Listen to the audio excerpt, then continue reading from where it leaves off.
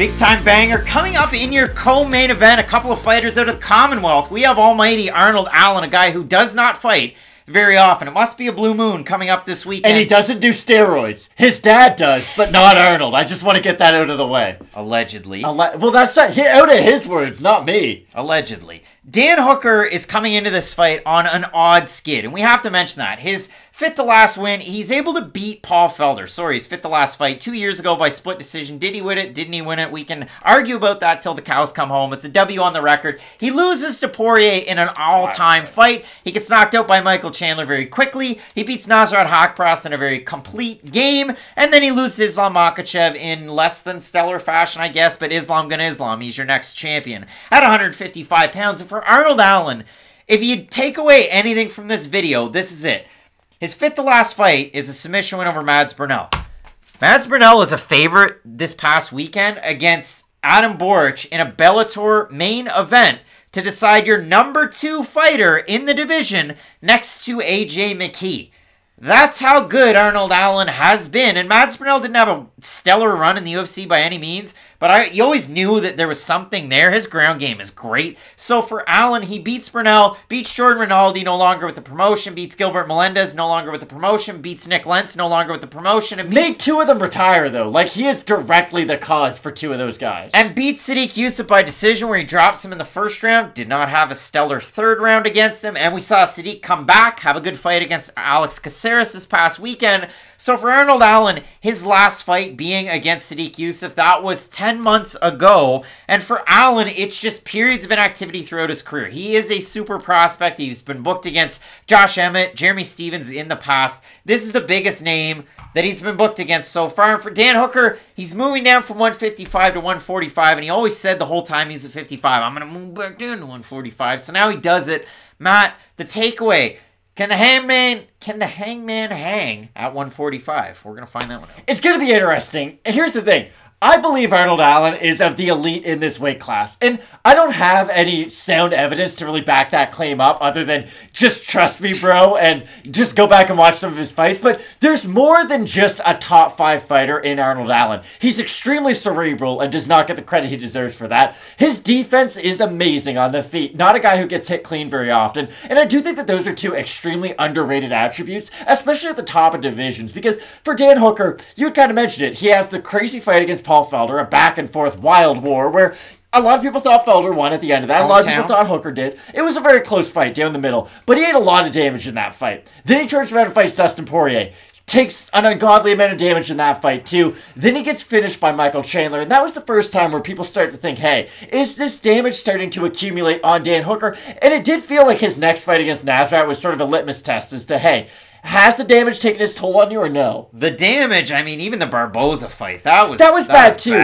But the good thing about that was, at least after he had still had some performances, after those 2 losses, you were worried, especially after how quick the Chandler loss was. But he looked great against Nasrat Haqparast, and he showed off a lot more of his grappling than I certainly ever thought he would in that matchup. But it was a great sort of comeback performance. Was it the best Dan Hooker's ever looked in his life? Not at all. But for a guy coming off 2 high-profile losses, fighting someone like Nasrat, who we all know how well-rounded and just how skilled he is, I thought that was a really nice sound win for Hooker. But you're right, he looked awful against Islam, and there's really nothing you can take from that fight. Islam doesn't fight anything like Arnold Allen whatsoever, and Islam is that type of fighter to where the second it hits the mat, unless you do have like a multiple-time black belts on your resume, you're probably going to have a really, really hard time with him.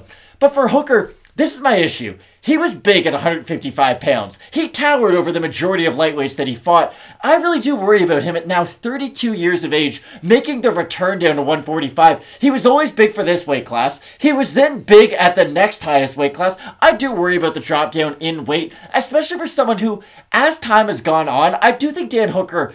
Cardio's been an issue for him. Is it an Achilles heel? Maybe that's too far of a stretch, but in most fights where Dan Hooker gets into trouble, he does start to fade in those fights, and as those fights progress, that's his opponent can take over.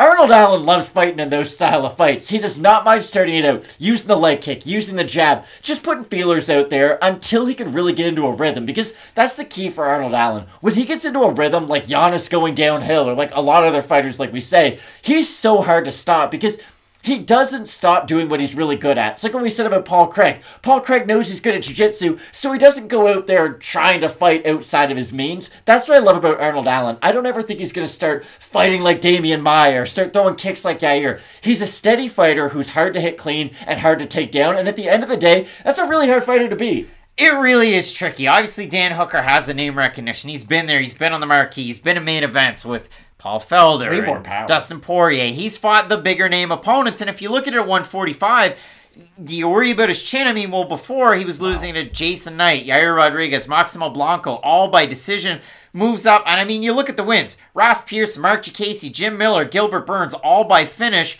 before losing to Edson Barboza in hellish fashion. He knocks out James Vick, beats Ali Quinta, and then he has the fight against Paul Felder. So big name opponents. The quality is there. Can Arnold Allen passed the test? I mean, we're going to find that this weekend. So if you look at the odds, Allen open a -158 favorite, average best fight odds, -106 right now. Dan Hooker open +134, now around a -117. You look at it, and if you're a Dan Hooker fan, he's the fourth biggest mover and shaker, -36% is that clip. We have a look at the Tapology vote, the fans voting on this one, and 510 total votes, 71% Allen, 88% by decision for the 29% that have Hooker, 67% by decision, 28% by knockout, and a little sprinkle there by submission. Matt, I'm eager to see what each guy looks like in the third round, because like I said, for Arnold Allen, his last time out against Youssef, he was getting beat pretty handily in the third round. It was pretty close. And Sadiq Youssef, I would say, is the caliber of fighter who I expect him to rally back in a fight. Like, it speaks more to Sadiq Youssef, I think, than anything. I don't look at that as a negative on Arnold Allen, because if we're going to nitpick, Nasrat Haqparast won a round against Dan Hooker, and I would say Sadiq Youssef is a better featherweight than Nasrat is a lightweight. So guys lose rounds in fights. It doesn't mean anything. That's my whole point. For Arnold Allen, though, the steadiness of his game is something that I really do appreciate. And I do think it's going to give Dan Hooker issues. And I know what you said. He started out strong against Youssef, drops him, and then Youssef does look better as that fight goes on. But normally, Arnold Allen builds as the fight goes. And this might not be the best comp, but go to the Gilbert Melendez fight. He destroyed Gilbert Melendez, chopped that tree down, starts with the legs, go to the body, opens up the head.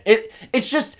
You know that with Arnold Allen, he's thinking about what he's doing, and there's always a progression to his game plan. You really appreciate that. This is what I'll say about Dan Hooker. I worry about the weight cut at this stage of his career, and maybe that's why I'm a little bit more down on him than the odds makers are. Because, to me, you had a really hard time making 145, so you decided to move up in weight. You're still not having an easy time making 155. That was showed. Remember when he had to fight on sort of short notice with Nasrat? Like, that wasn't an easy cut for Dan Hooker at all. So now you've lost 3 of your last 4 and you decide to make this drastic weight cut again at 32 years of age.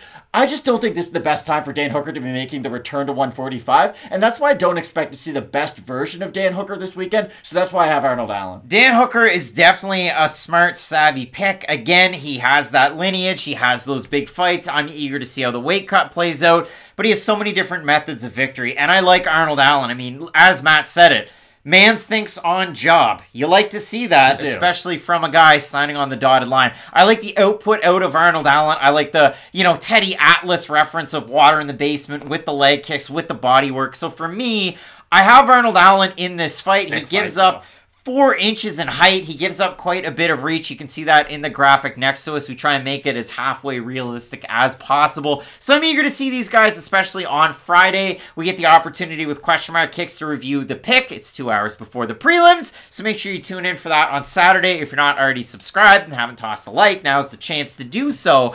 But both of us going with England's own Arnold Allen in this fight. And we have a big-time main event coming up. Volkov looking to test Tom Aspinall on his rise up to the top. You're not going to want to miss it. So keep it locked in with Fight Night Picks. We always say, let's get into it.